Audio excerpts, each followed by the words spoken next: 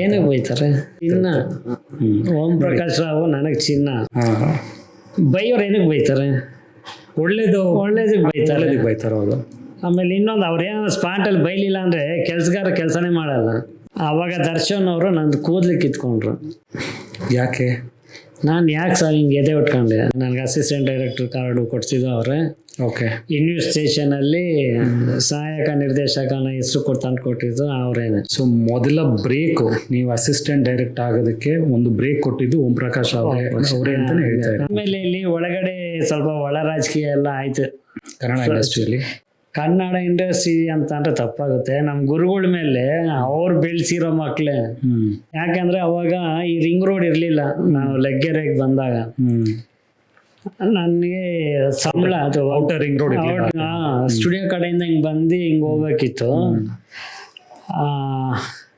ಸಂಬಳ ತೊಗೊಂಡು ನಾವು ಬರ್ಬೇಕಾದ್ರೆ ಅವತ್ತು ಒಂದ್ಸಲಿ ನನಗೆ ಸ್ಟುಡಿಯೋ ಹತ್ರ ನನಗೆ ಹೊಡೆದ್ಬಿಟ್ಟು ದುಡ್ಡೆಲ್ಲ ಕಿತ್ಕೊಂಡು ಹೋಗ್ತಾರೆ ನಮ್ಮದು.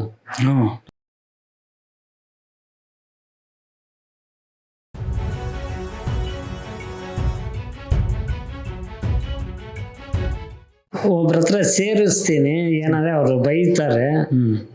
ಮಾತ್ರ ಮನುಷ್ಯ ತುಂಬ ಒಳ್ಳೆಯವರು, ಮಾಡ್ತೀಯ. ಮೊನ್ನೆ ಬಂದು ವಿಜಯನಗರ ಅಂತ ಅವರು. ನಾನು ಇದು ಸಿನಿಮಾ ಅಲ್ಲಿ ರುಚಿ ನೋಡ್ಬಿಟ್ಟಿದ್ದೀನಿ, ಇಡ್ಲಿ ವಡೆ. ಮತ್ತೆ ಅದೇ ಆಸೆ. ಹಣ ಅವ್ರು ಏನರಲ್ಲನ ಹೊಡಿಲಿ, ಕೈಯೆಲ್ಲನ ಹೊಡಿಲಿ, ಮೆಟ್ಟಲನ ಹೊಡಿಲಿ, ನಾನು ಸಿನಿಮಾಲಿ ಇರಬೇಕು, ಯಾರ ಹತ್ರ ಏನನ್ನ ಮಾಡ್ತೀನಿ ಅಂತ. ಓಂ ಪ್ರಕಾಶ್ ರಾವ್ ಅವರೊಬ್ರು ಬೈಯೋ ಸ್ಟಾರ್ ಅಂತಾನೆ ಹೇಳ್ಬೋದು ಅನ್ಸುತ್ತೆ. ತುಂಬಾನೇ ಬೈತಾರೆ, ಹೊಡಿತಾರೆ ಅಂತ ಆಲ್ರೆಡಿ ತುಂಬಾ ಫೇಮಸ್ ಆಗಿದ್ದಾರೆ. ಯೂಟ್ಯೂಬ್ ಚಾನಲ್ಗಳಲ್ಲಿ, ಮೀಡಿಯಾದಲ್ಲೆಲ್ಲ ತುಂಬಾ ಫೇಮಸ್ ಆಗಿಬಿಟ್ಟಿದ್ದಾರೆ. ಸೆಟ್ಟಲ್ಲಿ ಬೈತಾರೆ, ಹೊಡಿತಾರೆ. ಏನಕ್ಕೆ ಬೈತಾರೆ? ಆತರ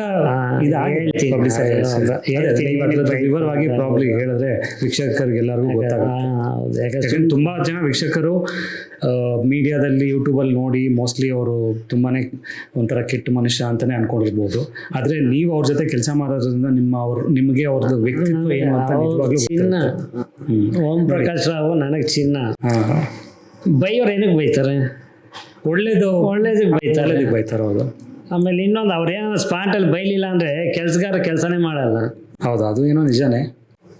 ಅವರೇ ಕೇಳಿದ್ರೆ ಯಾಕ್ರೋ ಅಂತ ಅಂದರೆ, ಸರ್ ನೀವು ಬೈರಿ ಸರ್ ಅಂತಾರೆ. ಅವ್ರು ಬೈಯೋದಂದ್ರೆ ಇನ್ನೇನು, ಕೋತ್ ನನ್ನ ಮಗನೇ ಅಂತಾರೆ. ಅದು ಬಿಟ್ಟರೆ ಇನ್ನೊಂದು ಹೇಳ್ತೀನಿ, ನೀವು ಮ್ಯೂಟ್ ಮಾಡ್ಕೊತೀರಾ? ಇಲ್ಲ ಡ್ಯಾನ್ಸ್ ಮಾಡಿದೆ ಡ್ಯಾಶ್ ಅಪ್ಪರ್ ಅಷ್ಟೇ. ಅದು ಬಿಟ್ಟು ಇನ್ನೇನೇ ಹೇಳಲ್ಲ. ಇಲ್ಲ ಬಾರೋ ಕೋತ್ ನನ್ನ ಮಗನೇ ಅಂತಾರೆ. ಅದು ಕೋತ್ ನನ್ನ ಮಗನೇ ಭಾಳ ಕೇಳಿದ್ದೀವಿ. ಅಷ್ಟೇ. ಇನ್ನು ತೀರಾ ಕೋಪ ಏನಕ್ಕೆ ಬರುತ್ತೆ ಅಂತ ಅಂದಾಗ, ಇವಾಗ ಹಳ್ಳಿ ಆರ್ಟಿಸ್ಟ್ಗಳು, ಇವಾಗ ಇವ್ರಿಗೆ ಪ್ರೀತಿಯಾಗಿ ಬೆಳೆಸಿರೋರು ದರ್ಶನ್, ಸುದೀಪ್ ಅವರೆಲ್ಲ, ರಕ್ಷಿತಾ ಅವರೆಲ್ಲ. ಇವಾಗ ಅವ್ರಿಗೆ ಏನು ತಪ್ಪು ಮಾಡಿದ್ರೆ ಅವ್ರು ಜಾಲಿಯಾಗಿ ಮಾತಾಡ್ತಾರೆ, ಇನ್ನೂ ಮಾನಿಟ್ರ್ ಅಲ್ವಾ ಹಂಗೆ ಹಿಂಗೆ ಅಂತ. ಇವ್ರು ಸೀರಿಯಸ್ ಆಗಿರ್ತಾರೆ. ಕೆಲವು ಸಲ ಮಾನಿಟ್ರ್ ಮಾಡ್ಬೇಕಾದ್ರೆ ಚೆನ್ನಾಗಿ ಬಂದಿರುತ್ತೆ.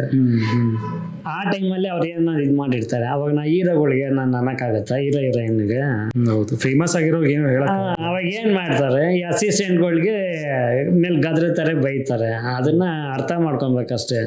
ನನಗೂ ಚಾಲೆಂಜ್ ಹಾಕಿದ್ರು, ನೀನೇನ ಅವ್ರ ಹತ್ರ ಒಂದು ವಾರ ಇದ್ಬಿಟ್ರೆ, ಒಂದು ತಿಂಗಳಲ್ಲ, ಒಂದು ವಾರ ಇದ್ಬಿಟ್ರೆ ನೀನು ಕೇಳಿ ನಾನು ಮಾಡ್ತೀನಿ ಅಂತ ಅಂದರು. ಒಂದು ತಿಂಗಳು ಇದ್ಬಿಟ್ರೆ ಹುಚ್ಚಲ್ಲಿ ಮೀಸೆ ಎಲ್ಲ ಬೋಳ್ಸ್ಕೊಂಡ್ಬಿಡ್ತೀನಿ ಅಂತ ಅಂದರು. ನೀವು ನಂಬ್ತೀರಾ? 7.5 ವರ್ಷ ಇದ್ದೀನಿ. ಲಕ್ಷ್ಮಣವರು ಅಲ್ಲಿಂದ ಕರ್ಕೊಂಡು ಹೋಗ್ತಾರೆ. ಸರಿ, ಅಲ್ಲಿ ಗಾಂಧಿನಗರ ಅಂತಲೇ ಹೋಟ್ಲು ದೊಡ್ಡದು. ಅವಾಗೆಲ್ಲ ಸಿನಿಮಾದವರೆಲ್ಲ ಸಾಮಾನ್ಯವಾಗಿ 100ಕ್ಕೆ 88% ಆ ಹೋಟ್ಲಲ್ಲಿ ರೂಮ್ ಹಾಕೋರು. ಅಂದರೆ ಗಾಂಧಿನಗರದಲ್ಲಿ ಒಂದಷ್ಟು ಹೋಟೆಲ್ಗಳು ಫೇಮಸ್ ಆಗಿದ್ವು. ಆ ರೂಮ್ಗಳು ಅವರಿಗೋಸ್ಕರ ಅಂತಲೇ ಬುಕ್ ಆಗಿತ್ತು. ಬೇರೆ ಯಾರಿಗೂ ಬುಕ್ ಮಾಡೋ ಚಾನ್ಸಸ್ ಇರ್ತಿರಲಿಲ್ಲ. ಜಾಸ್ತಿ ಸಿನಿಮಾದವರೇ ಇರೋ. ಐ ಥಿಂಕ್ ಅಣ್ಣವರು ಕೂಡ ಒಂದು ಯಾವುದೋ ಒಂದು ಹೋಟೆಲಲ್ಲಿ, ಅವ್ರ ಐಲ್ಯಾಂಡ್ ಹೋಟೆಲ್ ಅವ್ರಿಗೆ ಅಂತ ಒಂದು ರೂಮ್ ಬುಕ್ ಆಗಿರುತ್ತೆ. ಹೌದೌದು. ಅವ್ರು ಅಲ್ಲಿ ಬಿಟ್ಟು ಬೇರೆ ಹೋಗ್ತಾ ಇರಲಿಲ್ಲ. ಹಾಗೆ ವಿಷ್ಣುವರ್ಧನ್ ಅವ್ರಿಗೂ ಕೂಡ, ಹಾಗೆ ಮತ್ತು ಅಂಬರೀಷ್ ಅವ್ರಿಗೂ ಕೂಡ ಅವರೆಲ್ಲ ಒಂದೊಂದು ರೂಮ್ ಇಟ್ಕೊಂಡಿದೆ ಅಂತ ನಾನೇ ಕೇಳಿದ್ದೀನಿ. ಏನಂದರೆ ಇವ್ರ ಹತ್ರ ಇದು ಮಾಡಬೇಕಾದ್ರೆ ಅಲ್ಲಿ ಗಾಂಧಿನಗರ ಹೋದ್ವಿ. ನಮ್ಮ ಕಾಸಿಂ ಲಕ್ಷ್ಮಣ್ ಅವ್ರು ಕರ್ಕೊಂಡು ಹೋದ್ರು ಗಾಂಧಿನಗರ ಹೋಟ್ಲು. ನಾನು ನಮ್ಮ ಮನೆ ದೇವ್ರನ್ನ ಎಲ್ಲ ಇಷ್ಟವಾಗಿರೋ ದೇವ್ರನ್ನೆಲ್ಲ ಬೇಡ್ಕೊಂಡು ಹೋದೆ. ಅವಾಗ ಸರಿಯಾಗಿದ್ರು ಅವ್ರನ್ನ. ಅವಾಗ ತಾನೇ ಅವರು ಒಂದು ಪಿಕ್ಚರ್ ಹೀರೋ ಆಗಿ ಮಾಡಿದರು. ಸರಿ, ಅಣ್ಣವ್ರ ಶೂಟಿಂಗ್ ನಡೀತಾ ಇತ್ತು. ಅಣ್ಣವ್ರು ಅಂದರೆ ಪಿಕ್ಚರ್ ಹೆಸರು ಅಣ್ಣವ್ರು, ಅಂಬರೀಷು, ದರ್ಶನ್. ಅಂಬರೀಷ್ ದರ್ಶನ್ ಅವ್ರದ್ದು ಅಣ್ಣವರು ಅಂತ ಅಣ್ಣವ್ರು. ತಮಿಳ್ ಪಿಕ್ಚರ್ ಡಬ್ಬಿಂಗ್ ದಳಪತಿದು ರಿಮೇಕ್ ಮಾಡ್ತಾ ಇದ್ರು. ಅದ್ರದ್ದು ಶೂಟಿಂಗ್ ಮುಗ್ದೋಗಿ ಡಬ್ಬಿಂಗ್ ನಡೀತಾ ಇತ್ತು. ಸರಿ ಅಲ್ಲಿಗೆ ಲಕ್ಷ್ಮಣ್ ಅವರು ಕರ್ಕೊಂಡೋದ್ರು. ಕರ್ಕೊಂಡೋಗಿ ಕರೆದ್ರು. ಸರಿ ಹೋಗ್ಬಿಟ್ಟು ನಮಸ್ಕಾರ ಅಂತ ಅಂದೆ. ಅವಾಗಲೂ ಇನ್ನೂ ಹಂಗೆ ಸಣ್ಣಗೆ ಇದ್ದೆ. ಓಡಿಸ್ತೀನಪ್ಪ ಗಾಡಿ ಅಂತ ಓಡಿಸ್ತೀವಿ. ಅವ್ರ ಸ್ಟೈಲ್ ಅವ್ರು ಬೇರೆ ರಜಾ ಗಾಡಿ ಓಡಿಸ್ತೀಯ ರಜಾ ಅಂದ್ರೆ ಸರ್ ಓಡಿಸ್ತೀನಿ ಅಂದರೆ ಯಾವ ಗಾಡಿ ಓಡಿಸ್ತೀಯ ಅಂತ. ಸುಮಾರು ಗಾಡಿ ಓಡಿಸಿದ್ದೀನಿ ಸರ್. ಆಮೇಲೆ ಆ ಗಾಡಿ ಇನ್ನೂ ಓಡಿಸಿದ್ಯಾ ಅಂದ್ರೆ ನನಗೆ ಅರ್ಥ ಆಗಿಲ್ಲ. ಸರ್ ಎಲ್ಲ ಗಾಡಿ ಓಡಿಸಿದ್ದೀನಿ ಸರ್ ಅಂತ. ಮೊದಲು ಎಲ್ಲಿದ್ರಿ ಅಂತ ಅಂದರು. ಆಮೇಲೆ ಇವ್ರು ಲಕ್ಷ್ಮಣ್ ಅವ್ರನ್ನ ಹೇಳಿದ್ರು. ಅವ್ರು ಅದು ಹೇಳಿದ್ನಲ್ಲ ಅಂತ ಇರೋ ಅವ್ರ ವಾಯ್ಸ್ ಕೇಳ್ತೀನಿ ಅಂತ. ಆಮೇಲೆ ಅಣ್ಣ ಈ ಥರ ಹಿಂಗೆ ಫಸ್ಟ್ ನನ್ನ ಕರ್ಕೊಂಬಂದು ಸಿತಾರ ಅವ್ರು ಕರ್ಕೊಂಬಂದ್ರೆ ಅವ್ರ ಜೊತೆ ಒಂದು 8 ತಿಂಗಳಿದ್ದೆ. ಆಮೇಲೆ ದೇವು ಸಾರ್ ಅವ್ರ ಹತ್ರ ಇದ್ದೆ. ಆಮೇಲೆ ಚಿನ್ನಪ್ಪಣ್ಣ ಹತ್ರ ಯಾಕೆ ರಜಾ ಬಿಟ್ಟಿದ್ದು ಅಂತ ಅಂದರು. ನಾ ಇರೋ ರೀಸನ್ನೇ ಹೇಳಿದೆ. ಈಗ ಬಿಟ್ಟಿದ್ದು ಮದುವೆದು, ಆಮೇಲೆ ಹಿಂಗೆ ಓವರ್ಟೇಕು ಇದೆಲ್ಲ ಹಿಂಗೆ ಆಯಿತು ಹೇಳಿದೆ. ಈ ಥರ ಹಿಂಗೆ ಆಯಿತು. ಸರಿ ನನ್ನ ಬಗ್ಗೆ ತಿಳ್ಕೊಂಡಿದ್ಯಾ ಅಂತ ಅಂದರು. ತಿಳ್ಕೊಂಡಿದ್ದೀನಿ ಅಂತ. ಮತ್ತೆ ಮಾಡ್ತೀಯಾ ಅಂತ ಮಾಡ್ತೀನಿ ಅಂತ ಅಂದೆ. ಸರಿ ಆಯಿತು ಸಂಬಳ ಏನು ಕೊಡಬೇಕು ಅಂತ ಅಂದರು. ನನ್ನ ಕೆಲಸ ನೋಡ್ಬಿಟ್ಟು ನೀವೇ ಕೊಡಿ ಸರ್ ಅಂತ ಅಂದರೆ ಸರಿ ಆಯಿತು ಅಂದ್ಬಿಟ್ಟು ಲಕ್ಷ್ಮಣ್ ಅವ್ರಿಗೆ ಈ ಕಾಸ್ಟ್ಯೂಮ್ನ ಮನೇಲಿ ಇಟ್ಬಿಡು, ಕಾರ್ ತೊಗೊಂಡು ನೀನು ಹೋಗು, ನಾನು ಸ್ಟುಡಿಯೋ ಹೋಗ್ಬಿಟ್ಟು ಬರ್ತೀನಿ ಅಂದ್ಬಿಟ್ಟು ಮನೆ ನೋಡ್ಕೊ, ನಾಳೆ ಬೆಳಿಗ್ಗೆ ಕರೆಕ್ಟಾಗಿ 7 ಗಂಟೆಗೆ ಇರಬೇಕು ಅಂತ ಅಂದರು. ಸರಿ ನಾನು ಮನೆಗೆ ಹೋಗ್ಬಿಟ್ಟು ನಮ್ಮ ಮನೆ ದೇವ್ರಿಗೆಲ್ಲ ಕಡ್ಡಿ ಅಂಟಿಸಿ ಅವ್ರು ಹೇಳಿ ಟೈಮ್ಗೆ ಬಂದೆ. 7 ಗಂಟೆ ಬೆಳಗ್ಗೆ ಅಲ್ಲಿ ಬಂದೆ. ಐಕಾನ್ ಕಾರ್ ಅವ್ರದ್ದು ಸಾರದು ಐಕಾನ್ ಕಾರು RPC ಲೇಔಟಲ್ಲಿ ಮನೆ ಸಾರದು. ಸರಿ ಅಲ್ಲಿ ಅವಾಗ ಅಣ್ಣವರು ಸಿನಿಮಾ ಎಲ್ಲ ಮುಗ್ದಾಗಿ ಡಬ್ಬಿಂಗ್ ನಡೀತಾ ಇತ್ತು. ಆವಾಗ ಅವ್ರ ಹತ್ರ ಹೋಗಿ ಸೇರ್ಕೊಂಡೆ. ಡಬ್ಬಿಂಗ್ ಎಲ್ಲ ಮುಗೀತು. ಅಲ್ಲಿ ಹೋದಾಗ ಅಂಬರೀಷ್ ಅವ್ರದ್ದು ಡಬ್ಬಿಂಗ್ ಮುಗಿದೋಗಿತ್ತು. ದರ್ಶನ್ ಅವ್ರದ್ದು ಇತ್ತು. ಆವಾಗ ದರ್ಶನ್ ಅವ್ರದ್ದು ನಾನು ಎದುರು ನೋಡಿದ್ದು. ಅದು ಫಸ್ಟ್ ಟೈಮ್ ನೀವು ದರ್ಶನ್ ಅವ್ರ ನೋಡಿದ್ದು. ಮಾತಾಡ್ಸಿರೋ ದರ್ಶನ? ಆಮೇಲೆ ಅವ್ರಲ್ಲಿ ಮಾತಾಡ್ಸಿದ್ರು, ಯಾರಪ್ಪ ಹೊಸ ಜಾಕಿ ಅಂತ ಅಂದರು. ಅವಾಗ ಇವ್ರು ಸಿಕ್ಕಾಪಟ್ಟೆ ಕ್ಲೋಸ್ ಇದ್ರು ದರ್ಶನ್ ಜೊತೆ. ದರ್ಶನ್ ಇವರು ಓಂ ಪ್ರಕಾಶ್ ಅವರು. ಆಮೇಲೆ ನಾನು ಅವ್ರಿಗೆ ಅಣ್ಣ ಅಂತಲೇ ಕರೀತಾ ನಾನು ಪ್ರಕಾಶ್ ಅಣ್ಣ ಅಂತ. ಯಾಕಂದ್ರೆ ಅವ್ರನ್ನ ನೋಡಿದಾಗ ನನಗೆ ಹಂಗೆ ಅನಿಸಿದ್ದು. ನಾನು ಸಾರ್ಗೀರ ಅನ್ನಲಿಲ್ಲ. ಬೇರೆಯವ್ರಿಗೆಲ್ಲರಿಗೂ ನಾನು ಸಾರ್ ಅಂತ ಅಂದೆ. ಚಿನ್ನಪ್ಪಣ್ಣ ಹತ್ರ ಇರ್ಬೇಕಾದ್ರೆ ಅವ್ರಿಗೂ ಅಣ್ಣ ಅಂತ ಇದೆ. ಆಮೇಲೆ ಇವ್ರಿಗೂ ನಾನು ಪ್ರಕಾಶ್ ಅಣ್ಣ ಅಂತ ಅಂದೆ, ಸಾರ್ ಅಂತ ಕರೀಲಿಲ್ಲ. ಸರಿ ಆಯಿತು ಅಂದ್ಬಿಟ್ಟು ಅಲ್ಲಿಂದ ಇದಾಯಿತು. ಆಮೇಲೆ ಇವರು ದರ್ಶನ್ ಅವರು ನನಗೆ ಅವಾಗ ಪರಿಚಯ ಆದರು. ಅಲ್ಲಿಂದ ಸ್ಟಾರ್ಟು. ಅದಾದಮೇಲೆ ತುರುವೇಕೆರೆಯಲ್ಲಿ ಒಂದು ಫಂಕ್ಷನ್ ಆಯಿತು. ಅಲ್ಲಿ ಕನ್ನಡ ಸಂಘದವ್ರದ್ದು ಒಂದು ಇದಾಯಿತು ಸಮ್ಮೇಳನ. ಇಲ್ಲ, ಉದ್ಘಾಟನೆ ಮಾಡೋದಕ್ಕೆ ಕನ್ನಡ ಸಂಘದ ಇದು ತುರುವೇಕೆರೆಯಲ್ಲಿ. ಆವಾಗ ದರ್ಶನ್ ಅವ್ರ ಹತ್ರ ಇದ್ರ ಕಾರ್ ಇಟ್ಕೊಂಡಿದ್ರು. ಅದು ಯಾವುದೋ ಒಂದು ಕಾರ್ ಹೇಳಿದ್ರು. ಅದು ಕಾರೇನೋ ರಿಪೇರಿ ಆಗ್ಬಿಟ್ಟಿತ್ತು ಅದು. ಆವಾಗ ಹಂಗಾಗಿ ಓಂ ಪ್ರಕಾಶ್ ಅವ್ರ ಕಾರಲ್ಲೇ ಹೋಗಿದ್ವಿ. ದರ್ಶನ್ ನಾನು ಓಂ ಪ್ರಕಾಶ್ ರಾವ್, ಆಮೇಲೆ ಅವ್ರು ಇನ್ನೊಬ್ರು ಯಾರು. ಅವರಿಬ್ರು ಓಡಾಟ ಹೆಂಗಿರ್ತಿತ್ತು ನೀವು ಜೊತೆಲಿ ಹೋಗ್ಬೇಕಾರೆ? ಅವರು ತುಂಬ ಫ್ರೆಂಡ್ಲಿ ಆಗಿದ್ರು. ಹೆಂಗೆ ಅಂತ ಹೇಳಿ ನಾನು ಅವ್ರಿಗೆ ಕುಚುಕು ಅಂದರೆ ತಪ್ಪಾಯ್ತು. ಒಟ್ಟಿನಲ್ಲಿ ತುಂಬ ಜಾಲಿ ಮನುಷ್ಯರು ಇಬ್ರು. ಸಖತ್ ಕಾಮಿಡಿ ಮಾಡೋರು. ಲೊಕೇಶನಲ್ಲಿ ಬ್ರೇಕ್ ಇದ್ದಾಗೆಲ್ಲ ನಮ್ಮ ಗುರುಗಳು ಮಲ್ಕೊಳ್ಳೋದು ಜಾಸ್ತಿ. ಯೋಚನೆ ಮಾಡೋದು ಮಲ್ಕೊಳ್ಳೋದಂದ್ರೆ ಯೋಚನೆ ಮಾಡೋದಕ್ಕೆ ಅವ್ರು ಮಲ್ಕೊಂಬಿಟ್ಟು ತಲೆ ಕೆರ್ಕೊಂಡು ಯೋಚನೆ ಮಾಡೋದು. ಆ ಟೈಮಲ್ಲಿ ಇವ್ರು ಹೋಗ್ಬಿಟ್ಟು ದರ್ಶನ್ ಅವ್ರು ಅವ್ರನ್ನ ತಗೊಂಡು ಮಲ್ಕೊಳ್ಳೋದು. ಓಂ ಪ್ರಕಾಶ್ ಅವ್ರು ಏನು ಹೇಳ್ತಾರೆ ಅದಕ್ಕೆ ಇಲ್ಲ ಅನ್ನಂಗೆ ಅಲ್ಲ. ಅವ್ರು ಏನು ಹೇಳ್ತಾರೆ ಅದಕ್ಕೆ ಹ್ಞೂ ಅನ್ನೋರು ದರ್ಶನ್ ಅವರು. ಆಮೇಲೆ ನಾನು ಬೇರೆ ಕುಳ್ಳ ಬೇರೆ. ಡ್ರೈವಿಂಗ್ ಸೀಟ್ ಮುಂದ್ಗಡೆ ಹಾಕೊಂಡು ಸ್ಟೇರಿಂಗು ನನಗೆ ಇಷ್ಟೇ ಡಿಸ್ಟೆನ್ಸು, ಒಂದು 4 ಇಂಚ್ ಡಿಸ್ಟೆನ್ಸ್ ಇರೋದು.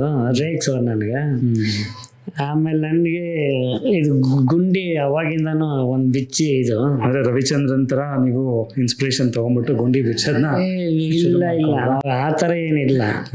ನನಗೆ ಒಂದು ಸ್ವಲ್ಪ ಬಾಡಿ ಹೀಟ್ ಇದೆ, ಸೆಕೆ. ನಾನು ರೆಗ್ಯುಲರ್ ಯಾವಾಗಲೂ ಹಿಂಗೆ ಇರ್ತೀನಿ. ಆವಾಗ ದರ್ಶನ್ ಅವರು ನಂದು ಕೂದಲು ಕಿತ್ಕೊಂಡ್ರು. ಯಾಕೆ? ನಾನು ಯಾಕೆ ಸರ್ ಹಿಂಗೆ ಎದೆ ಉಟ್ಕೊಂಡೆ, ನಾಳೆ ದಿನ ನೀನು ನಂದೇನು ಕಿತ್ಕೊಂಡಿಲ್ಲ ಅಂತ ಅನ್ಬಾರ್ದು, ನೋಡಿ ಕಿತ್ಕೊಂಡಿದ್ದೀನಿ ಅಂದರು. ಕೂದಲು ಕಿತ್ಕೊಂಡು ತಮಾಷೆ ಮಾಡೋಕ್ಕೆ. ಅವ್ರೆಲ್ಲರಿಗೂ ಹಂಗೆ ಮಾಡ್ತಾರೆ, ನನಗೆ ಅಂತ ಅಲ್ಲ. ಯಾರು ಗುಂಡಿ ಬಿಚ್ಕೊಂಡಿರ್ತಾರೋ ಅವ್ರಿಗೆ ಹಿಂಗೆ ಕಿತ್ಕೊಂಡ್ಬಿಟ್ಟು ನೋಡಿ ನೀನು ಕಿತ್ಕೊಂಡಿದ್ದೀನಿ, ನಾಳೆ ದಿನ ನೀನು ಯಾರಿಗೆ ಹೇಳೋಕ್ಕಾಗಲ್ಲ ಅಂತ ತಮಾಷೆ ಮಾಡಿಕೊಂಡು ಅವ್ರ ಜೊತೆ ಹಂಗೆ 4 ಪಿಕ್ಚರ್ ಮಾಡಿದ್ವಿ. 4 ಪಿಕ್ಚರ್ ದರ್ಶನ್ ಅವ್ರ ಜೊತೆ ನಮ್ಮ ಗುರುಗಳು ಇದ್ದೇನೆ. ತುಂಬ ಜಾಲಿ ಮನುಷ್ಯ. ಅವ್ರು BTM ಲೆವೆಟ್ ಮನೇಲಿದ್ರು ದರ್ಶನ್ ಅವರು. ಈ ಅಯ್ಯ ಪಿಕ್ಚರ್ ಆದ್ಮೇಲೆ ಅಂತೂ ಜಾಸ್ತಿ ಕ್ಲೋಸ್ ಆದರು. ಒಟ್ಟಲ್ಲಿ ದರ್ಶನ್ ಅವ್ರದ್ದು ಅದೇ ನಾವು ಓಂ ಪ್ರಕಾಶ್ ಅವ್ರದ್ದು ಮಾಡಿದಾಗ ಅಣ್ಣವ್ರಿಗೆ ಮುಗಿದೋಗಿತ್ತು. ಅದಾದ್ಮೇಲೆ ಅಯ್ಯ ಕಲಾಸಿಪಾಳ್ಯ ಫಸ್ಟು, ಅದಾದ್ಮೇಲೆ ಅಯ್ಯ ಮಂಡ್ಯ ಇದೆಲ್ಲ ಮಾಡಿದ್ವಿ. ಹುಬ್ಳಿನೂ ಅವ್ರಿಗೆ ಇದ್ದಿದ್ದು. ಆಮೇಲೆ ಕಾರಣಾಂತರದಿಂದ ಅದು ಬೇರೆಯವರು ಇವ್ರಿಗೆ ನಮ್ಮ ಸುದೀಪ್ ಸರ್ ಹೋಯ್ತದು ಹುಬ್ಬಳ್ಳಿ. ಅದು ಹುಬ್ಳಿ ಅಂತಾನೆ ಇದ್ದಿದ್ದು, ಅದನ್ನ ಹುಬ್ಬಳ್ಳಿ. ಆಮೇಲೆ ಹುಬ್ಬಳ್ಳಿ ಅದೇನು ಸಂಘದವರೆಲ್ಲ ಇದೆಲ್ಲ ಮಾಡಿ ಕೊನೆಗೆ ಅದು ಹುಬ್ಬಳ್ಳಿ ಆಯಿತು.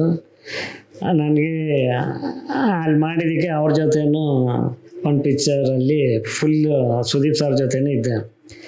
ಹೌದು, ಯಾವುದೋ ಒಂದು ಫಿಲಿಮಲ್ಲಿ ನೀವು ಒಂದು ಕ್ಯಾರೆಕ್ಟರ್ ಅಂತ ಹೇಳಿದ್ರೆ 1-2 ಸೀನಲ್ಲಿ ಬಂದು ಹೋಗೋದೊಂದು ಪಾತ್ರ ಮಾಡಿ. ಇಲ್ಲ, ಆ್ಯಕ್ಚುಲಿ ತುಂಟ ಪಿಕ್ಚರಲ್ಲಿ ಸಾಧು ಕೋಕಿಲ್ ಅವ್ರಿಗೆ ಡೂಪ್ ಹಾಕಿದೆ. ಡ್ರೈವಿಂಗ್ ಡೂಪ್ ಹಾಕಿದೆ ಅದರಲ್ಲಿ ತುಂಟ ಪಿಕ್ಚರಲ್ಲಿ.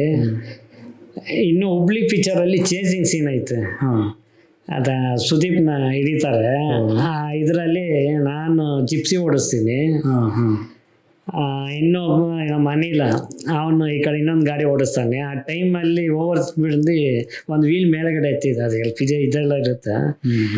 ನಾನೇನೋ ಖುಷಿಯಾಗಿ ಜೋಶಲ್ಲಿ ಎತ್ತದೆ. ನಮ್ಮ ಗುರುಗಳು ಬಂದ್ಬಿಟ್ಟು ಬೈದ್ರು, ನಿಮ್ಮ ಏನೋ ಆಗಿದ್ರೆ ಯಾರು ಇದು ಮಾಡೋದು, ನೀನು ಯಾರು ಓಡ್ಸೋಕೆ ಕೇಳಿದ್ದು ಅಂದ್ಬಿಟ್ಟು ಬೈದ್ರು. ಅವಾಗಿಂದ ಬಿಟ್ಬಿಟ್ಟೆ ನಾನು. ಈಗಲಿದೆ ಸಿನಿಮಾಲಿದೆ ಅದು ಸೀನು.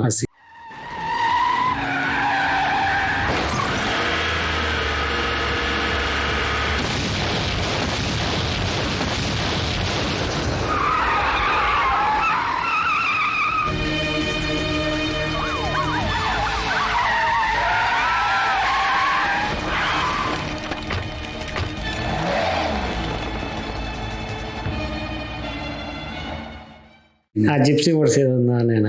ಮತ್ತೆ ಮೂಟೆ ಎತ್ಕೊಂಡು ಹೋಗೋದು ಒಂದು ಯಾವುದೋ ಒಂದು ಸೀನ್ ಇದೆ ಅನ್ಸುತ್ತೆ, ಯಾವುದೋ ಒಂದು ಫಿಲ್ಮ್. ಅದು ಚಿಕ್ಕ ಪಿಕ್ಚರಲ್ಲಿ. ಚಿಕ್ಕ ಪಿಕ್ಚರಲ್ಲಿ ಅವತ್ತು ಜನಗಳು ಚಿನ್ನೇಗೌಡ್ರದ್ದು ಇದು ಮಾಡ್ಬೇಕಾದ್ರೆ ಅವತ್ತು ಜನಗಳು ಅವತ್ತು ಯಾರು ಇರಲಿಲ್ಲ. ಹಂಗಾಗಿ ಎಲ್ಲರೂ ನನಗೂ ಸ್ವಲ್ಪ ಹುಚ್ಚಿತ್ತಲ್ಲ ಆ್ಯಕ್ಟಿಂಗ್ ಮಾಡೋದು. ಬಾ ಮಗನೇ ಆ್ಯಕ್ಟಿಂಗ್ ಮಾಡ್ಬೇಕಲ್ಲ ನೀನು ಅಂದ್ಬಿಟ್ಟು. ಚಿನ್ನೇಗೌಡ್ರದ್ದು ಚಿಕ್ಕ ಫಿಲ್ಮ್ದು ಒಂದು ತುಣುಕು ಜ್ಞಾಪಕ ಇದೆ ನನಗೆ. ಇದು ಮೋಸ್ಟ್ಲಿ ಫಿಲ್ಮ್ ರಿಲೀಸ್ ಆಗೋಕ್ಕಿಂತ ಮುಂಚೆ ಅದನ್ನು ಪ್ರೊಸೆಸ್ ಮಾಡಿ ಫಿಲ್ಮ್ ಹೆಂಗೆ ಬಂದಿದೆ ಅಂತ ಫಸ್ಟು ಒಂದು ಥಿಯೇಟ್ರಲ್ಲಿ ಹಾಕೊಂಡು ನೋಡ್ತಾರೆ. ಆದರೆ ಬ್ಯಾಕ್ಗ್ರೌಂಡ್ ಸೌಂಡ್ ಎಲ್ಲ ಏನೂ ಇಲ್ಲ, ಜಸ್ಟ್ ಮಾತಾಡೋ ಸೌಂಡ್ ಮಾತ್ರ ಇರುತ್ತೆ. ಆ ಒಂದು ಟೈಮಲ್ಲಿ ನಾನು ಕೂಡ ಪ್ರಸಾದ್ ಲ್ಯಾಬಲ್ಲಿ ಕುತ್ಕೊಂಡು ಚಿಕ್ಕ ಫಿಲಿಮ್ನ ಹಿಂದೆ ಇವರೆಲ್ಲ ಕುತ್ಕೊಂಡಿದ್ರು, ಯಾರು ಚಿನ್ನೇಗೌಡರು ಮತ್ತು ಹೀರೋಯಿನ್ ಎಲ್ಲ ಹಿಂದೆ ಕುತ್ಕೊಂಡು ನೋಡ್ತಾರೆ. ನಾನು ಮುಂದೆ ಕುತ್ಕೊಂಡು ಆ ಫಿಲಿಮ್ನ ನೋಡಿದ್ದೆ. ನನಗೆ ಹೀಗೆ ಪರಿಚಯ ಇರೋರೊಬ್ಬರು ಅಲ್ಲಿಗೆ ಕರ್ಕೊಂಡೋಗಿ ಆ ಫಿಲ್ಮ್ನ ತೋರಿಸಿದ್ರು. ಅದೊಂದು ಜ್ಞಾಪಕ ಇದೆ. ಓಕೆ, ಚಿಕ್ಕ ಫಿಲ್ಮ್ದು ಎಷ್ಟಾಗಿತ್ತು. ಸೊ ಮತ್ತೆ ವಾಪಸ್ಸು ಓಂ ಪ್ರಕಾಶ್ ಅವ್ರಿಗೆ ಬಂದಾಗ ಅಲ್ಲಿ ಅವ್ರು ಬೈತಾರೆ ನನಗೆ. ಅವ್ರಿಗೆ ಏನಕ್ಕೆ ನಾನು ಇಷ್ಟ ಆದ ಅಂದರೆ, ನೀವು ನಮಗೆ ಬಿಟ್ಟರು ಬಿಡಿಲ್ಲ, ಅವ್ರನ್ನೇ ಕೇಳಿ. ಅವರು ಸುಮಾರು ಸಲ ಇಂಟರ್ವ್ಯೂಲಿ ಹೇಳಿದ್ದಾರೆ. ಸಾಹುಕಾರ ಕಲಾಸಿಪಾಳ್ಯ ಪಿಕ್ಚರು 18 ದಿನ ಬೆಂಗಳೂರಲ್ಲಿ ಬಂದು ಕಲಾಸಿಪಾಳ್ಯ ಶೂಟಿಂಗು, ಮೈಸೂರಲ್ಲಿ ಬಂದು ಸಾಹುಕಾರ 18 ದಿನ ನೈಟ್ ಆ್ಯಂಡ್ ಡೇ. ಇಲ್ಲಿ ಶೂಟಿಂಗ್ ಮುಗಿಸ್ಕೊಂಡು ತಕ್ಷಣ ಗಾಡಿ ಓಡಿಸ್ಕೊಂಡು ಹೋಗ್ತಾ ಇದೆ. ಆವಾಗ 20 ಮಲಗೋರು, ಅವಾಗ ಸಿಂಗಲ್ ರೋಡು. ಆದರೆ 2.5 ಅವರ್ ಚೆಚ್ಕೊಂಡು ಹೋಗ್ತಾ ಇದೆ. ನನಗೂ ಹುಮ್ಮಸ್ಸಿತ್ತು, ಮುಕ್ಕೊಂಡು ಹೋಗ್ತಾ ಇದೆ.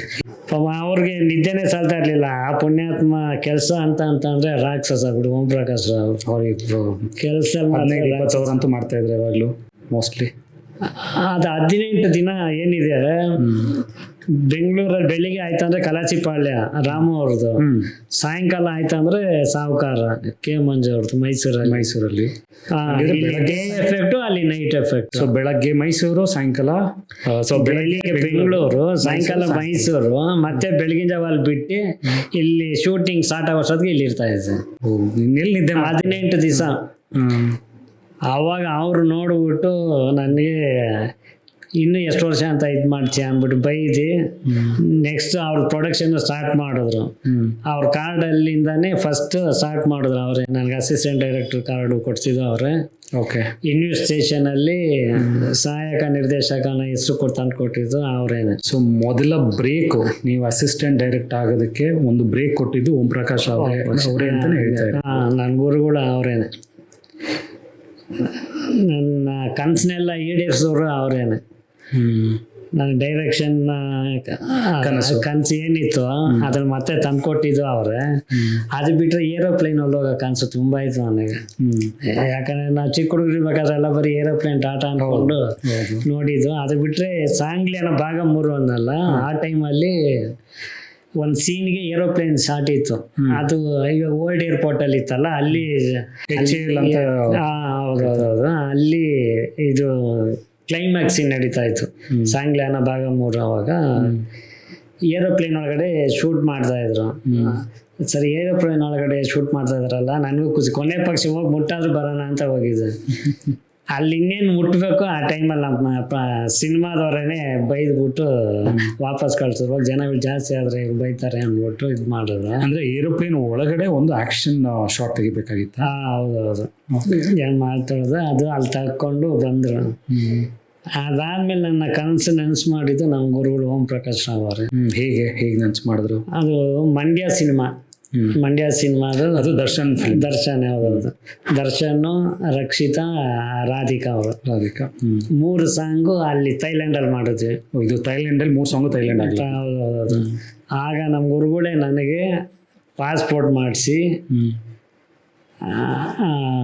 ಕ್ಯಾಶ್ ಎಲ್ಲ ಕೊಟ್ಬಿಟ್ಟು ಥರ ಇನ್ಚಾರ್ಜ್ ಥರ. ಆಮೇಲೆ ಅಲ್ಲಿ ಅಸಿಸ್ಟೆಂಟ್ ಡೈರೆಕ್ಟರ್ಗಳು ಯಾರು ಕಳಿಸಿರ್ಲಿಲ್ಲ, ನಾನೇ ಹೋಗಿದ್ದಿತ್ತು. ಫಸ್ಟ್ ಟೈಮ್ ಕ್ಲಾಪ್ ಕೊಟ್ಟಿದ್ದು ನಾನು ಅಲ್ಲೇ. ಎಲ್ಲಿ? ಥೈಲ್ಯಾಂಡಲ್ಲಿ. ನಿಮಗೆ ಅಲ್ಲಿ ಒಂದು ಅವಕಾಶ ಸಿಕ್ತು ಕ್ಲಾಪ್ ಕೊಡೋದಕ್ಕೆ. ಹೌದೌದು. ಹೇಗಿತ್ತು ಅದೊಂದು ಜರ್ನಿ? ಅಂದರೆ ಇಲ್ಲಿಂದ ಹೋಗೋದು ಫ್ಲೈಟಲ್ಲಿ ಹೋಗಿದ್ದು 8 ಅವರ್ ಜರ್ನಿ.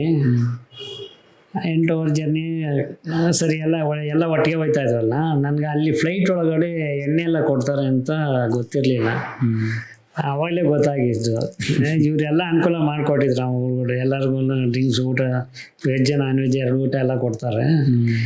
ಎಲ್ಲ ಇದು ಮಾಡ್ಬೋದಿತ್ತು. ಏನಂದರೆ ಅವಾಗ ನನಗೆ ಇಂಟ್ರೆಸ್ಟ್ ಏನಿರಲಿಲ್ಲ.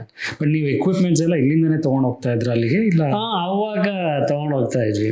ಅವಾಗೆಲ್ಲ ತೊಗೊಂಡು ಹೋಗ್ತಾ ಇದ್ವಿ. ಈಗೀಗ ಎಲ್ಲ ಅಲ್ಲೇ ಇಟ್ಕೊಂತಾರೆ. ಎಲ್ಲ ಅಲ್ಲೇ ಸಿಗುತ್ತೆ ಈಗೆಲ್ಲ. ಎಲ್ಲ ಅಲ್ಲೇ ಸಿಗುತ್ತೆ. ಬರೀ ಕ್ಯಾಮ್ರಾಮನ್ ಅವ್ರಿಗೆ ಮಾತ್ರ ತೊಗೊಂಡು ಹೋಗ್ತಾರೆ ಅಷ್ಟೇ. ನಿಮ್ಮ ಜೊತೆ ಹೀರೋಯಿನು ನಿಮ್ಮ ಜೊತೆನೇ ಬಂದಿದ್ರೆ ಇಲ್ಲ ಅವ್ರಿಗೆ ಬೇರೆ ಫ್ಲೈಟಾ? ಇಲ್ಲ, ಎಲ್ಲರೂ ಒಂದೇ ಫ್ಲೈಟ್. ಡೈರೆಕ್ಟ್ರು ಎಲ್ಲರೂ ಒಟ್ಟಿಗೆ. ಅವಾಗ ಅಲ್ಲಿ ನನ್ನ ಕಳಿಸ್ದಾಗ ನಮ್ಮ ಗುರುಗಳು ಬರಲಿಲ್ಲ. ಎಲ್ಲ ನನಗೆ ನಾಗಣ್ಣ ಅಂದರೆ ಅಣಜಿ ನಾಗರಾಜ್ ಅವರು. ಅವರು ಕ್ಯಾಮ್ರಾಮನ್. ಹೌದೌದು. ಅದ್ರ ಜೊತೆ ಅಸಿಸ್ಟೆಂಟ್ ಯಾರು ಹೋಗಿಲ್ಲ ಅಂದ್ರೆ ನೀವೇ ಅಸಿಸ್ಟೆಂಟ್ ಡೈರೆಕ್ಟರ್ ಆಗಿ ಕೆಲಸ ಮಾಡಿದ್ರೆ? ಅದು ಹೌದೌದು. ಸಾಂಗ್ ಕೊರಿಯೋಗ್ರಾಫರ್ ಒಬ್ರು ಇರ್ತಾರೆ. ಹೌದು, 5 ಸ್ಟಾರ್ ಗಣೇಶ್ ಅವರು ಮಾಸ್ಟ್ರು. ಅವ್ರಿಗೆ ಅಸಿಸ್ಟೆಂಟ್ ಆಗಿ ಸದಾ ಮಾಸ್ಟರ್ ಅಂತ ಬಂದಿದ್ರು.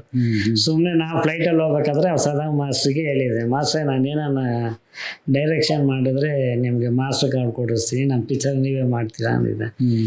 ಅದೇ ಥರ ನಡ್ಕೊಂಡೆ ಕೂಡ. ನಂದು ಗುಂಡ್ರು ಗೋವಿಗೆ ಅವ್ರ ಕೈಲೇ ಮಾಡಿಸ್ತೀವಿ. ಸದಾ ಮಾಸ್ಟರ್ ಕೈಲಿ. 8 hour journey flight first time ಹೋಗ್ತಾ ಇದ್ದೆ. ನನಗೆ ಖುಷಿಗೆ ಪಾರದೇ ಇಲ್ಲ. ನನಗೆ ಅದೇನು ಅಂತಾರ ರೆಕ್ಕೆ ನಾನೇ ಹಾರ್ಕೊಂಡು ಹೋಗ್ತಾ ಇದ್ದೆ ಅನ್ನೋ ಥರ ಆಯಿತು. ಅಲ್ಲಿ ವಿದೇಶಿ ಫಸ್ಟ್ ಟೈಮ್ ಕಾಲಿಟ್ಟಿದ್ದು ಸಖತ್ ಖುಷಿ ಆಯಿತು. 6 ದಿನ ಇದ್ವಿ. 3 ಹಾಡು ಶೂಟ್ ಮಾಡ್ಕೊಂಡ್ಬಂದ್ವಿ. ಅಂದರೆ 6 ದಿನದಲ್ಲಿ 3 ಹಾಡನ್ನ ಡೇ ಆ್ಯಂಡ್ ನೈಟ್ ಥರ ಶೂಟ್ ಮಾಡಿದ್ದೆ? ಡೇ ಅಂದರೆ ಅಲ್ಲಿ ಬೆಳಿಗ್ಗೆ ಫಸ್ಟ್ ಶಾಟ್ 7 ಗಂಟೆಗೆಲ್ಲ ಸ್ಟಾರ್ಟ್ ಮಾಡ್ಬಿಡೋರು. ಬಟ್ ಅಲ್ಲೆಲ್ಲ ಪರ್ಮಿಷನ್ಸ್ ಎಲ್ಲ ಮೊದಲೇ ತೊಗೊಂಡಿರ್ತಾರೆ. ತೊಗೊಂಡಿರ್ತಾರೆ. ಅದಕ್ಕೊಬ್ರು ಮೀಡಿಯೇಟರ್ ಇರ್ತಾರೆ. ನಾವು ಮೊದಲೇ ಇಲ್ಲಿ ಪ್ಲಾನ್ ಮಾಡಿ ಅವರೆಲ್ಲ ಸೆಲೆಕ್ಟ್ ಮಾಡಿ ಯಾವ ಜಾಗ ಏನಂತ ಎಲ್ಲ ಮೊದಲೇ ಲೊಕೇಶನ್ ಕಳ್ಸಿರ್ತಾರೆ. ಇಷ್ಟು ದಿವಸ ಇಂತಿಂಥ ಕಡೆ ಅಂತ ಎಲ್ಲ ಅವ್ರು ತೊಗೊಂಡಿರ್ತಾರೆ. ಅಲ್ಲಿ ಲೋಕಲ್ ಮ್ಯಾನೇಜರ್ ಇರ್ತಾರೆ, ಇಲ್ಲಿ ಕಾಂಟ್ಯಾಕ್ಟ್ ಇರುತ್ತೆ. ಅವ್ರು ಯಾವಾಗ ಓಡ್ಬೇಕಂತಾರ ಅವಾಗ ಇಲ್ಲಿಂದ ಹೊಟ್ಟಿರ್ತೀವಿ. ಅಲ್ಲಿ ಹೋದ್ಮೇಲೆ ಯಾರಾದ್ರು ಪಾಸ್ಪೋರ್ಟ್ ಕಿತ್ಕೊಂಡು ಅವ್ರಿಗೆ ಇಟ್ಕೊಂಡಿರ್ತಾರೆ. ಗುರ್ತಿಗೆ ಏನಾರ ಮರ್ತ್ಗಿರ್ತು ಹೋಗ್ಬಿಡ್ತೀವಿ ಅನ್ನೋ ಅಂದ್ಬಿಟ್ಟು ಆ ಹೋಟ್ಲದು ಒಂದು ಇದು ಕೊಟ್ಟಿರ್ತಾರೆ, ವಿಸಿಟಿಂಗ್ ಕಾರ್ಡ್. ಅದನ್ನ ಇಟ್ಕೊಂಡು ಓಡಾಡೋದು. ನನಗೂ ಒಂದು ವಾರ ಫಸ್ಟ್ ಟೈಮ್ ವಿದೇಶದಲ್ಲಿ ನಾನು ಬಂದೆ ಅಂತ ಖುಷಿ ಆಯಿತು. ಅದರಲ್ಲಿ ಫ್ಲೈಟು ಅದಾದಮೇಲೆ ಅದು ಮುಗಿಸ್ಕೊಂಡು ಬಂದಾದಮೇಲೆ ಹುಬ್ಳಿ ಸಿನಿಮಾ ಮಾಡಬೇಕಾದ್ರೆ ಎಮರ್ಜೆನ್ಸಿ ಅರ್ಜೆಂಟ್ ಏನೋ ನೆಗೆಟಿವ್ ಇದೆ, ಸೌಂಡ್ ನೆಗೆಟಿವ್ ಇದೆಲ್ಲ ತರಬೇಕಿತ್ತು. ಆಗ್ಲೂ ನಾವು ಗುರುಗಳು ನನ್ನನ್ನೇ ಕಳ್ಸಿದ್ರು ಇಲ್ಲಿ. ಅವಾಗ ನಿಮ್ಮ ಮೇಲೆ ಅಷ್ಟೊಂದು ನಂಬಿಕೆ ಆಲ್ರೆಡಿ ಬಂದ್ಬಿಟ್ಟಿತ್ತು. ಇಲ್ಲ, ನಾವು 7 ವರ್ಷ ನಾನು ಅವ್ರ ಹತ್ರ ಚೆನ್ನಾಗೇ ಇದೆ, ಎಲ್ಲೇ ಹೆಸರು ಕೆಡ್ಸ್ಕೊಂಡಿಲ್ಲ. ವಿಜಯ್ ಮಲ್ಯ ಅವ್ರದ್ದು ಹೊಸ ಫ್ಲೈಟ್ ಅದು, ಕಿಂಗ್ ಫಿಶರ್. ಹೌದು, ನನಗೆ ಹೋಯ್ತಾ ಬರ್ತಾ ಅದರಲ್ಲೇ ಬುಕ್ ಮಾಡ್ಕೊಡಕ್ಕೆ. ಎಲ್ಲಿಗೆ ಹೋಗ್ತಾ ಇದ್ರಿ ನೀವು ನೆಗೆಟಿವ್ ತೊಗೊಂಬ? ಆವಾಗ ಮದ್ರಾಸು, ಚೆನ್ನೈಗೆ ಹೋಗ್ಬೇಕಿತ್ತು. ಅವಾಗೆಲ್ಲ ಎಷ್ಟು ಏನೇ ತೊಗೊಂಬರ್ಬೇಕು ಅಂದ್ರೆ ಅಲ್ಲಿಗೆ ಹೋಗ್ಬೇಕಾಗಿತ್ತಾ? ಅಲ್ಲಿಗೆ ಅಂತಂದ್ರೆ ಆ್ಯಕ್ಚುಲಿ ನೀವು ಹಿಸ್ಟ್ರಿ ತೆಗೆದ್ರೆ ಸಿನಿಮಾ ಅಂತ ಅಂದರೆ ಇಂಡಿಯಾಗೆ ಮದರ್ಲ್ಯಾಂಡ್ ಅಂತ ಅಂದರೆ ಚೆನ್ನೈ. ಅವಾಗೆಲ್ಲ ಪಿಕ್ಚರ್ಗಳು ಅಲ್ಲೇ ಆಗಿದೆ. ಏನಾದ್ರೆ ಸಿನಿಮಾ ಅಂತ ಬಂದರೆ ಅವಾಗ ಇಂಡಿಯನ್ ಸಿನಿಮಾ ಮೊದಲು ಪ್ರಾರಂಭ ಆಗಿದೆ ಚೆನ್ನೈಯಲ್ಲಿ. ಅವಾಗೆಲ್ಲ ಲ್ಯಾಂಗ್ವೇಜೂ ಅಲ್ಲೇ ತೆಗಿತಾ ಇದ್ದು. ಆಮೇಲೆ ಯಾವಾಗ ಬೆಳವಣಿಗೆಗಳು ಆಯ್ತಾ ಇದಕ್ಕೆ ಸಪ್ರೇಟಾಗಿ ಹೋದ್ರು. ನಮ್ದು ಒಂದು ಸ್ವಲ್ಪ ಲೇಟ್ ಆಯಿತು. ಅದೇ ನಾವು ಕೇಳ್ಪಟ್ಟಿದ್ದೀವಿ, ಅಲ್ಲಿ ಮಡ್ರಾಸಲ್ಲಿ ಕನ್ನಡ ಫಿಲ್ಮ್ ತೆಗಿಬೇಕು ಅಂದರೆ ಫಸ್ಟು ಬೆಳಗ್ಗೆಯಿಂದ ರಾತ್ರಿ ತನಕ ತಮಿಳ್ ಫಿಲ್ಮು ಶೂಟ್ ಆಗುತ್ತೆ. ತೆಲುಗು ಇದಾಗಿ ಕನ್ನಡ ಸಿನಿಮಾದವ್ರಿಗೆ ರಾತ್ರಿ 10 ಗಂಟೆ ಮೇಲೆ ಅವಕಾಶ ಕೊಡ್ತಿರ್ಲಿಲ್ಲ ಶೂಟ್ ಮಾಡೋದಕ್ಕೆ. ಅದೇ ನೈಟ್ ಕೊಡೋರು, 10 ಗಂಟೆ 12 ಗಂಟೆ ಮೇಲೆ ಕೊಡೋರಂತೆ. ಆಮೇಲೆ ಹೋಗಿ ಎಲ್ಲದಕ್ಕೂ ನಾವು ಕಾಯ್ಕೊಂಡಿರ್ಬೇಕಿತ್ತು, ಡಬ್ಬಿಂಗ್ ಮಾಡೋದಕ್ಕೆ ಅದಕ್ಕೆ ಇದೆಲ್ಲ ಅಂತ. ಅದನ್ನ ನಮ್ಮ ಶಂಕರ್ನಾಗ್ ಅದನ್ನೆಲ್ಲ ನೋಡಿ ನಾವು ಯಾಕೆ ಇಲ್ಲಿ ಮಾಡ್ಬಾರ್ದು ಅಂದ್ಬಿಟ್ಟು ಸಂಕೇತ್ ಅವ್ರು ಫಸ್ಟ್ ಅವ್ರು ಇಲ್ಲೇ ಸ್ಟಾರ್ಟ್ ಮಾಡಿದ್ರು. ಆಮೇಲೆ ಒಂದೊಂದೇ ಎಲ್ಲ ಇದಾಗುತ್ತೆ. ಅದಕ್ಕಿಂತ ಮುಂಚೆ ಸಿನಿಮಾಗೆ ಮದರ್ಲ್ಯಾಂಡ್ ಅಂದರೆ ಚೆನ್ನೈ, ಎಲ್ಲ ಲ್ಯಾಂಗ್ವೇಜ್ಗೆ. ಹೌದೌದು. ತೆಲುಗು ತೆಲುಗು ಮಲಯಾಳಂ ಕೂಡ ಅಲ್ಲೇ ಹೋಗ್ಬೇಕಿತ್ತ ಮೊದಲೆಲ್ಲ ಎಲ್ಲ ಅಲ್ಲೇನೆ. ಇಂಡಿಯನ್ ಸಿನಿಮಾ ಅಂತ ಹೌದು, ಎಲ್ಲ ಅಲ್ಲೇ ಆಗ್ತಾ ಇದ್ದು. ಆಮೇಲೆ ಭಾಷಾವರ್ಮ ಇದಾಗಿ ಅವ್ರವ್ರದ್ದು ಇದೆಲ್ಲ ಡೆವಲಪ್ಗಳಾದ್ಮೇಲೆ ಎಲ್ಲ ಅವ್ರವ್ರ ಇದಕ್ಕೆ ಇದಾಗಿದ್ದು. ನಮ್ದು ಒಂದು ಸ್ವಲ್ಪ ಲೇಟ್ ಆಗುವಂತ ಅಷ್ಟೇ. ಓಕೆ, ಆ ಥರ ನಡೀತಾ ಇತ್ತು. ಹಂಗಾಗಿ ಆ ಹುಬ್ಳಿ ಟೈಮ್ ಇದು ಮಾಡ್ಬೇಕಾದ್ರೆ ನೈಟ್ ಫ್ಲೈಟ್ ಇಲ್ಲಿಂದ ಫ್ಲೈಟಲ್ಲೇ ಕಳಿಸಿದ್ರು. ಅಲ್ಲಿಂದ ಮತ್ತೆ ಆ ಟೇಪ್ ತೊಗೊಂಬರೋದಕ್ಕೂ ಅದೇ ಕಿಂಗ್ ಫಿಶರೇ ಬುಕ್ ಮಾಡಿದ್ರು. ಹಂಗಾಗಿ ಫ್ಲೈಟ್ ಆಸೆ ಎಲ್ಲ ನನಗೆ ಅದು ಎಲ್ಲ ನೆರವೇರಿಸ್ಕೊಂಡೆ. ನನಗೇನೇನು ಆಸೆ ಇತ್ತು ಅದನ್ನೆಲ್ಲ ನೆನೆಸ್ಕೊಂಡು ಚಿಕ್ಕ ವಯಸ್ಸಿಂದ ದೊಡ್ಡ ವಯಸ್ಸು ಆಗ್ತಾ ಇದ್ದಂಗೆ ನಮ್ಗೆ ಒಂದು ಆಸೆಗಳು ಬರುತ್ತೆ, ತುಂಬ ಆಸೆಗಳಿರುತ್ತೆ. ಸೊ ಅದಷ್ಟು ಅಲ್ಲೇ ಪೂರೈಸ್ಕೊಟ್ರು ಅಂತ ಹೇಳ್ತಿದ್ರು. ನನಗೆ ನಮ್ಮ ಗುರುಗಳು ಅವ್ರ ಹತ್ರ ಬಂದಮೇಲೆ ಡೈರೆಕ್ಷನ್ಗೆ ತುಂಬ ತಲೆ ಕೆಡ್ಸ್ಕೊಂತ ನಾನು ಮಾಡಲೇಬೇಕು ಅಂದ್ಬಿಟ್ಟು ಇದ್ದೆ. ಆದರೆ ಸಡನ್ನಾಗಿ ಅವ್ರಿಗೆ ಹೇಳ್ದೆ ಬಂದಿದ್ದು ನನ್ನ ತಪ್ಪು. ನನಗೆ ಆಸೆ ತುಂಬಿಸಿದ ಆ ಥರ ಮೋಹ ಮಾಡಿದ್ದು ನಮ್ಮ ಹುಬ್ಳಿ ಪಿಕ್ಚರ್ ಸಿನಿಮಾ ಮಾಡ್ತಾಯಿದ್ದಾಗ ಸುದೀಪ್ ಸಂಘ ಕಟ್ಕೊಂಡಿದ್ದ ಒಬ್ರು. ಅವ್ರ ಹೆಸರು ಹೇಳೋದು ಬೇಡ, ಈಗ ನನ್ನ ಹತ್ರ ಚೆನ್ನಾಗವ್ರೆ. ಯಾಕೆ ದೇವರು ಅವ್ರಿಗೂ ತೋರಿಸ್ದ. ಈಗ ಅವನು ಇದಾಗಿಲ್ಲ, ಬಲವಂತ ಮಾಡಿ ಹಿಂಸೆ ಮಾಡಿಕ್ಬಿಟ್ರು. ನಮ್ದು ಅವಾಗ ಯಾವುದೋ ಹುಬ್ಳಿ ಪಿಕ್ಚರೆಲ್ಲ ಆಗಿ ಇವ್ರದ್ದು ಪಿಕ್ಚರ್ ಶೂಟಿಂಗ್ ನಡೀತಾ ಇತ್ತು. ನರಸಿಂಹ ಅಂತ ಹೆಸರು ಇಟ್ಟಿದ್ರು ಮೊದಲು ಅದಕ್ಕೆ.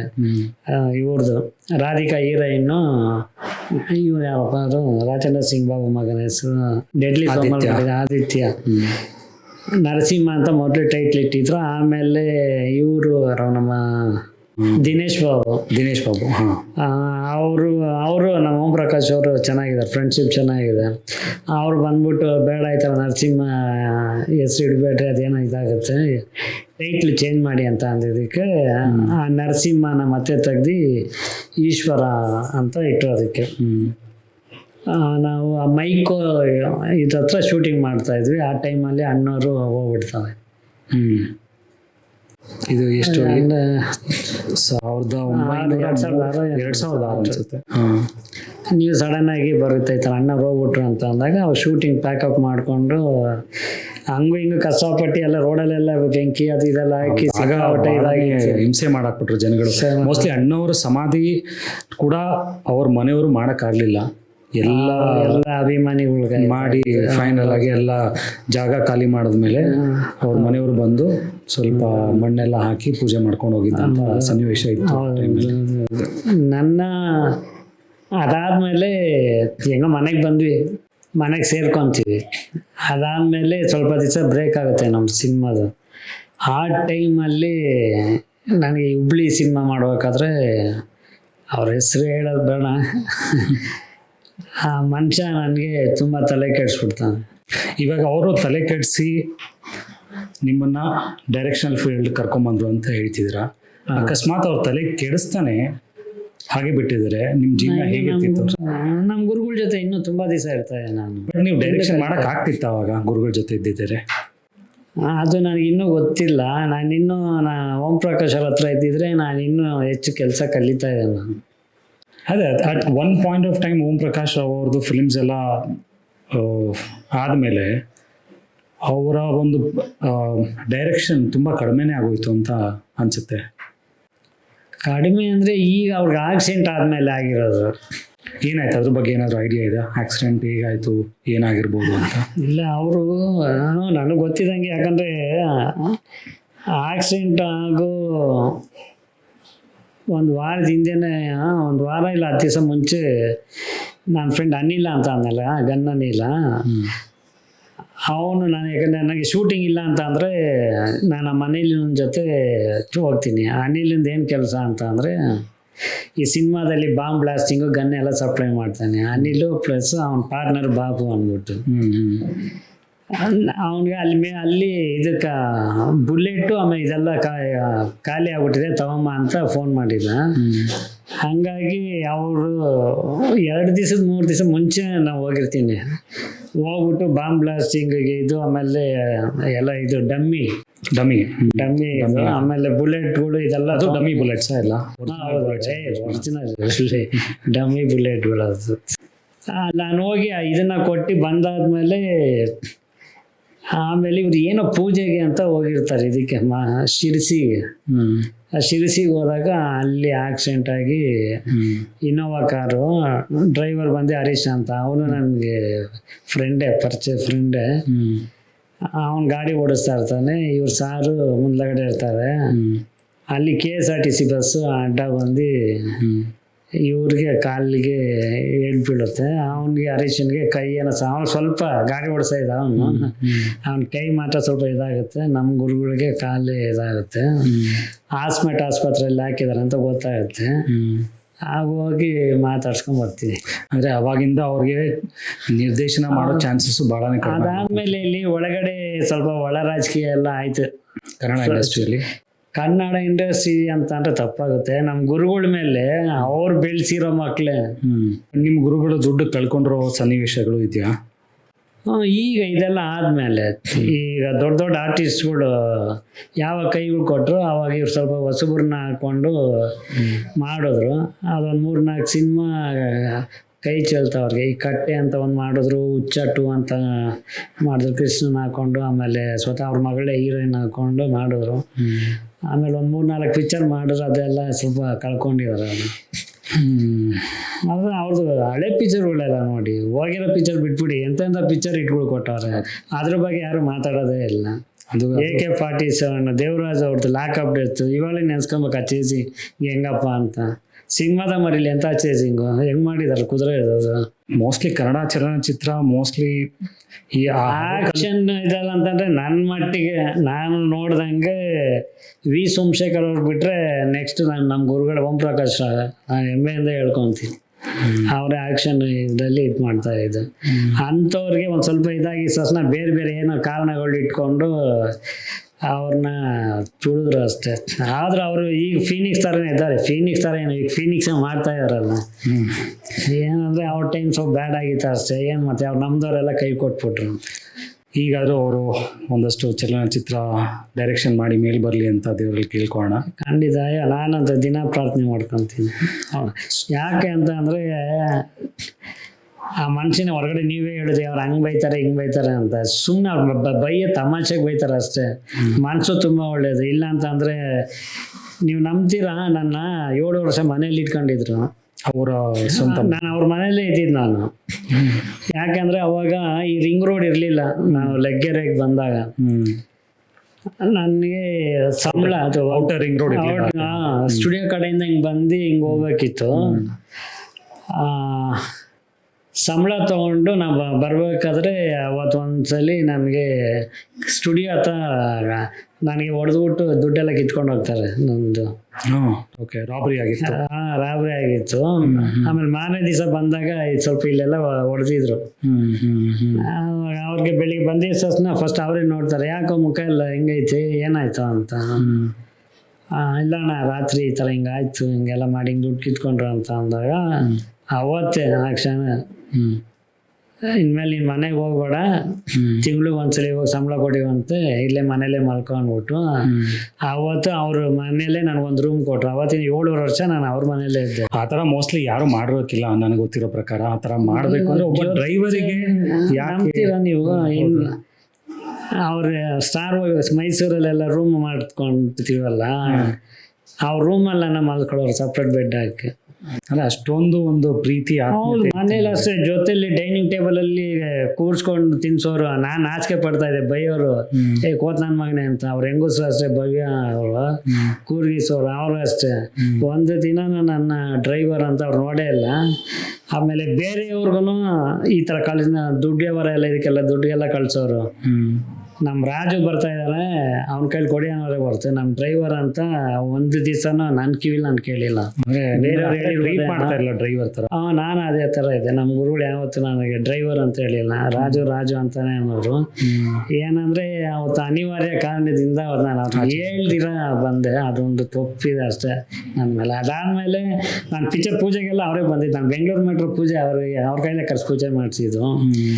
ಮತ್ತು ಆ್ಯಕ್ಟಿಂಗ್ ಮಾಡಿಸ್ಬೇಕಂದ್ಬಿಟ್ಟು ನಾನು ಅಡ್ವಾನ್ಸನ್ನು ಕೊಟ್ಟಿದ್ದೆ 50,000. ಅದು ಕಾರಣಾಂತರದಿಂದ ನಮ್ಮ ಪ್ರೊಡ್ಯೂಸರ್ಗಳ್ದು ಏನು ಪ್ರಾಬ್ಲಮ್ ಆಗಿ ಅದು ಮುಂದಕ್ಕೆ ಹಂಗೆ ಹೋಯ್ತು. ಅದು ಹಂಗಾಗಿ ಇದಾಯಿತು.